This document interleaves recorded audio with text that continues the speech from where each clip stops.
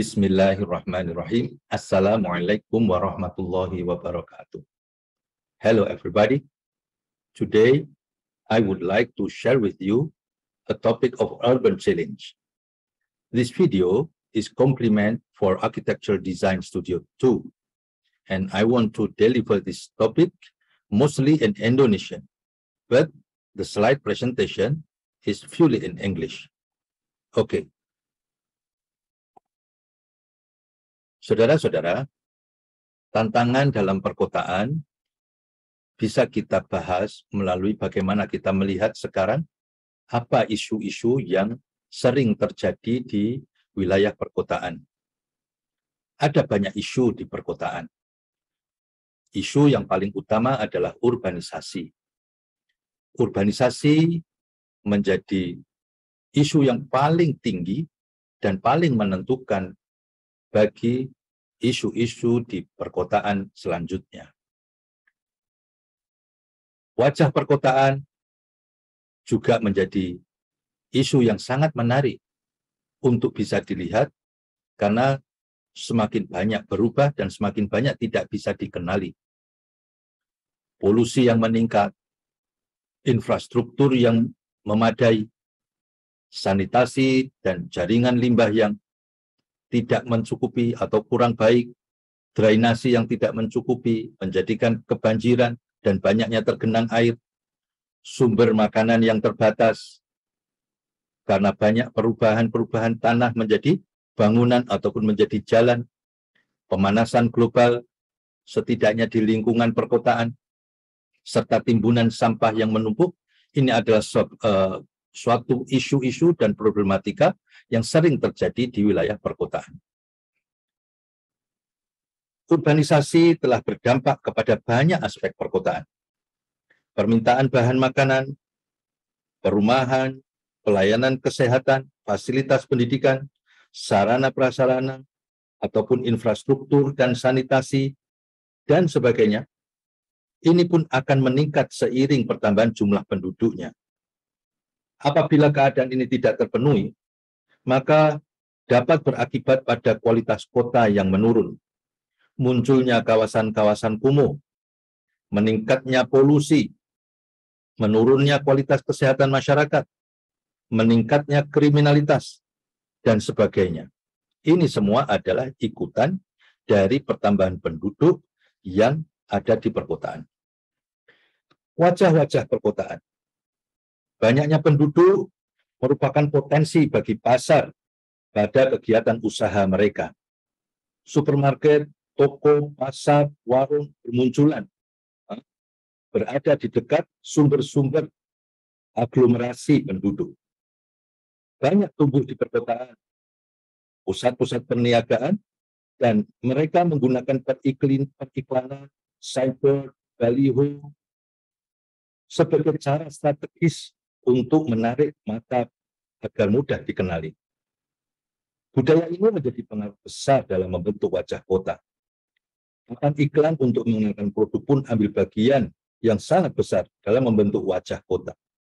Terkadang wajah kota pun menjadi tersembunyi ataupun hilang, tertutup oleh ukuran-ukuran baliho, papan-papan reklame yang cukup dominan, yang cukup besar, sehingga menjadikan wajah kota tidak bisa dikenali lagi kecuali dengan keadaan yang sangat semrawut. Selain itu, polusi pun meningkat. Kendaraan berbahan bakar yang mengeluarkan asap, beremisi yang tidak baik kualitasnya, ataupun juga industri-industri, pabrik-pabrik yang berada di tepi-tepi daerah perkotaan. Semua itu akan memberikan kontribusi kepada peningkatan polusi di wilayah perkotaan. Tidak hanya itu saja, ini pun sebenarnya menjadi pemicu jumlah penduduk yang semakin banyak, kemudahan untuk menurunkan kendaraan dengan kredit. Ini menjadi pemicu banyaknya kendaraan yang berkeliaran di jalan-jalan. Ini pun akhirnya menambah peningkatan tingkat polusi yang ada di wilayah perkotaan. Sebenarnya ini menuntut adanya atau terwujudnya kendaraan-kendaraan listrik berbasis bahan bakar listrik, ya, bukan berbahan bakar tapi berenergikan listrik atau energi alternatif yang dapat mengurangi tingkat polusi di perkotaan. Sebagaimana yang saya sebutkan tadi, jumlah penduduk mereka memerlukan transportasi untuk berusaha dari tempat tinggal ke tempat bekerja dan sebagainya, dari tempat tinggal ke tempat pendidikan ataupun ke pasar, macam-macam aktivitas yang memerlukan transportasi, serta kemudahan-kemudahan menurunkan kendaraan, tentunya ini menjadi suatu tuntutan untuk perkotaan mencukupi dengan infrastruktur yang memadai. Hubungan antara kota dan desa yang semakin kuat, dengan paradigma yang dahulu, yang paradigma yang lama, desa sebagai pusat produksi, kota sebagai pusat distribusi, pasar-pasar besar di kota, ya, maka produksi-produksi dari wilayah pedesaan berupa pertanian, bahan baku, ataupun juga bahan-bahan industri yang berada di tepi, maka mereka memerlukan jangkauan, memerlukan transportasi untuk menjangkau ke pasar-pasar sebagai pusat distribusi. Tidak hanya itu saja, kendaraan yang banyak lalu lalang menuntut volume jalan atau pelebaran jalan, luas jalan yang semakin besar, dan modus-modus angkutan, jumlah-jumlah angkutan yang semakin banyak. Ini pula yang menjadikan jalan-jalan perlu dilebarkan, fasilitas airport, pelabuhan, stasiun kereta api, terminal bis, jembatan-jembatan, jalan-jalan yang perlu dilebarkan, yang perlu dibanyakkan. Maka ini menjadi problem di perkotaan. Ini sebenarnya menjadi pendorong bagi kita semua untuk berpikir bagaimana mass transport, transportasi massal menjadi tuntutan yang sangat baik untuk bisa dimunculkan. Bukan sekedar disediakan, tetapi perlunya adanya integrasi antara modus transportasi yang satu ke modus transportasi yang lain. Bis punya koneksi dengan stasiun kereta api, punya koneksi dengan pesawat, airport, punya koneksi dengan pelabuhan. Ini kereta api pun demikian. Sehingga semua akan menjadi mudah dicukupi dengan modus transportasi umum.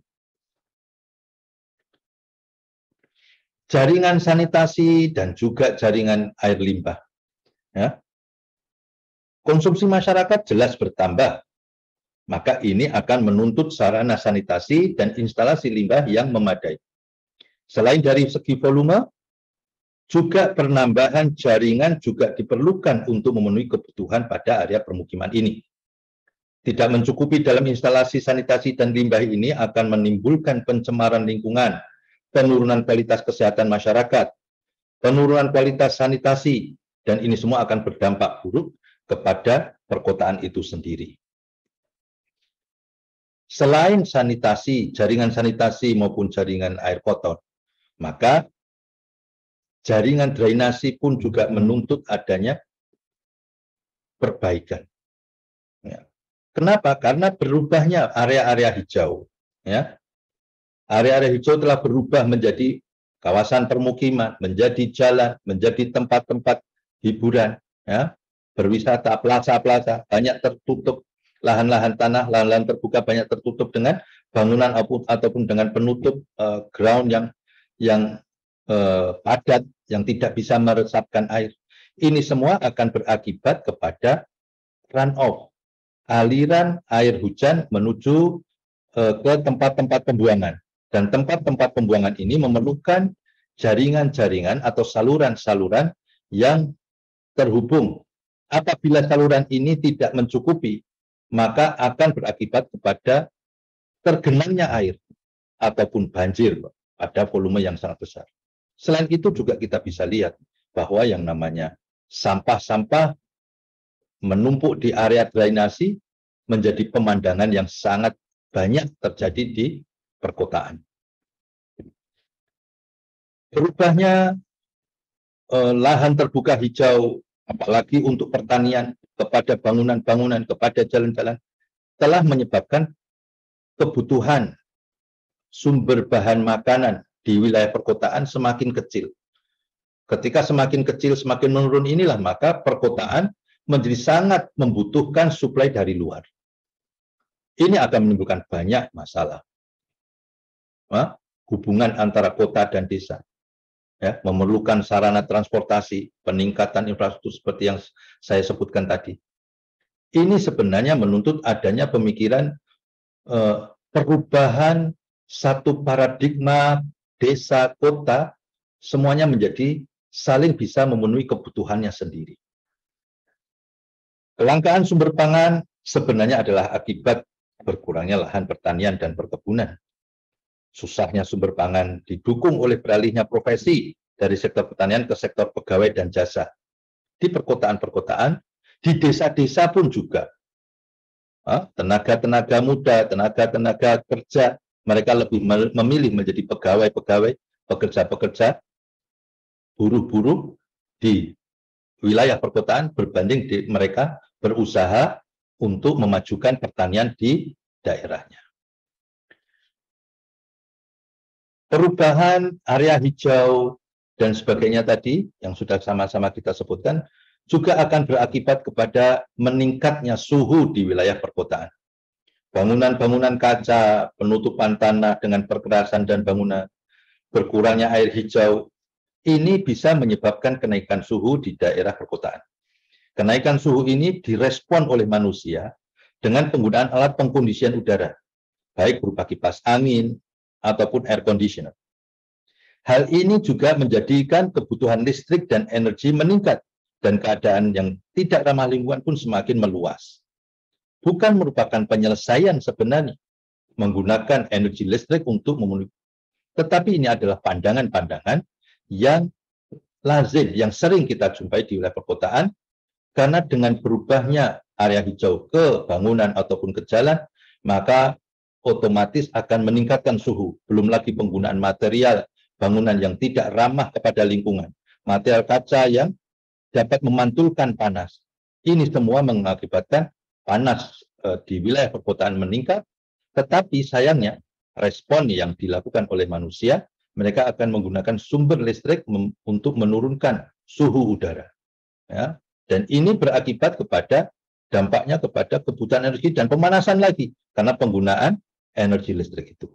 Sehingga ini semakin blunder, tidak bisa diselesaikan dengan cepat. Yang terakhir adalah kita sering jumpai dengan masalah sampah yang menumpuk.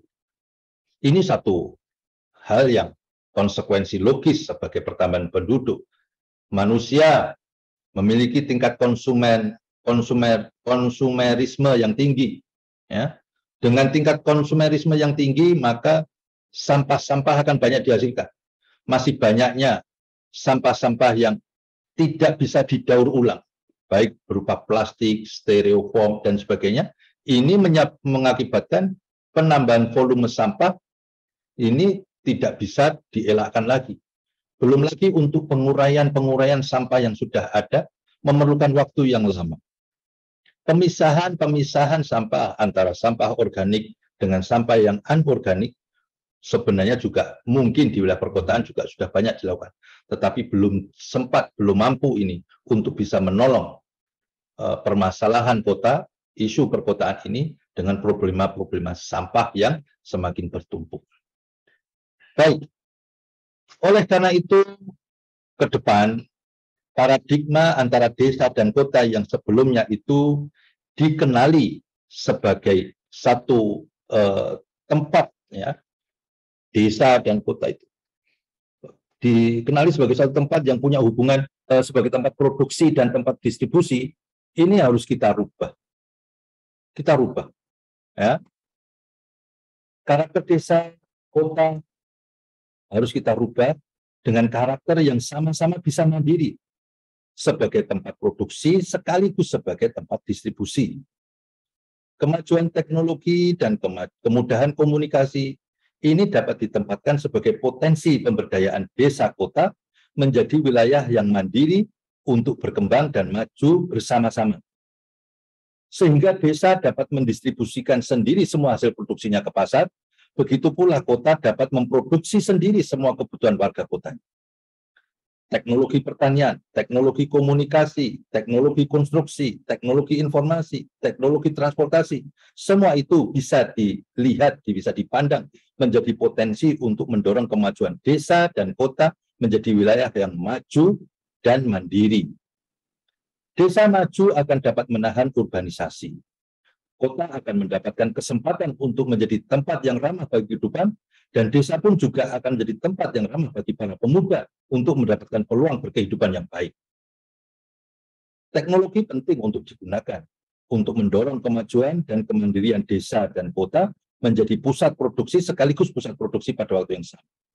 Tentu saja infrastruktur dan sarana prasarana kegiatan masyarakat yang mendukung kemajuan tersebut sangat penting untuk diwujudkan agar pembangunan tidak dibayangi oleh kegiatan yang kontraproduktif.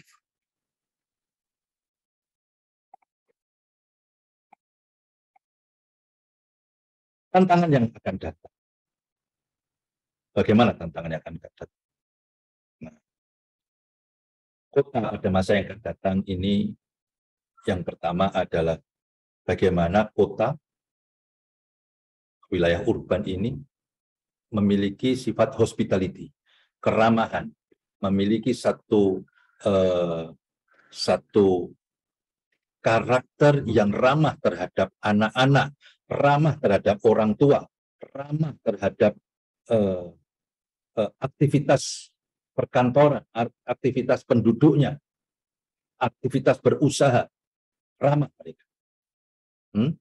Tanpa harus terjadi kesulitan-kesulitan dan penumpukan-penumpukan yang. Maka ini adalah tantangan.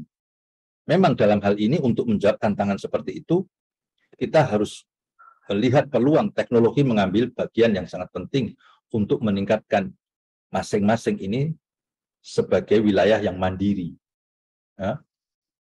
Mungkin kalau untuk energi alternatif gitu ya, masih terus akan diusahakan. Tetapi material bangunan, ya, material bangunan alternatif yang ramah lingkungan, ya, yang tidak menimbulkan efek samping berupa panas, panas wilayah, panas yang tinggi. Ini menjadi alternatif-alternatif yang senantiasa untuk bisa dikembangkan. Transportasi yang saling terintegrasi, sehingga kebutuhan akan kendaraan pribadi menjadi menurun. Kebutuhan kendaraan bisa lebih ditekan dengan membuat kendaraan-kendaraan umum berbagai model ini, berbagai modus ini saling terintegrasi untuk satu dan yang lain ke pusat-pusat kegiatan.